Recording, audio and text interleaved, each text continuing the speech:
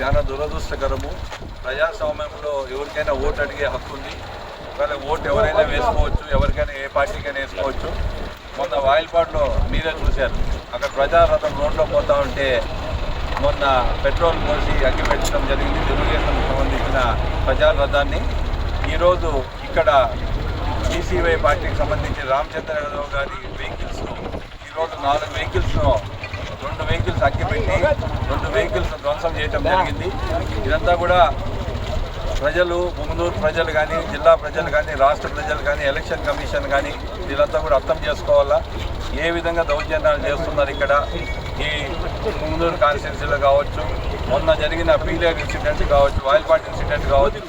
కాబట్టి వీళ్ళంతా కూడా ప్రజలు, ఇక్కడ ఉండే పార్లమెంటుకు సంబంధించిన ప్రజలంతా కూడా గుర్తుపెట్టుకోండి. అరాజకము ఈరోజు తారాస్థాయికి చేరింది. ఈరోజు నిన్న వాయిల్పాడు, ఈరోజు పుంగనూరుకు సంబంధించిన వెహికల్స్, రామచంద్ర యాదవ్కు సంబంధించిన వెహికల్స్ను కాల్చడం దురదృష్టకరం. దీనికి పూర్తి బాధ్యత పెద్దిరెడ్డి రామచంద్రారెడ్డి, ఇక్కడ ఉండే మిథున్ రెడ్డి, వీళ్ళదే బాధ్యత. వాళ్ళకు సంబంధించిన మనుషులు సదుములో గలాట చేసి, ఆయన రామచంద్ర యాదవ్ ఓట్లు అడగని పోయింటే అక్కడ గలాట చేసి, ఇక్కడ పీలేరుకి సంబంధించి ఇక్కడ వెహికల్స్ మెయిన్ రోడ్లో పీలేరు కాన్స్టిట్యున్సీలు ఎక్కడికో పోతా ఉంటే ఇక్కడ వచ్చి దౌర్జన్యాలు చేసి ఈ విధంగా చేయటం జరిగింది.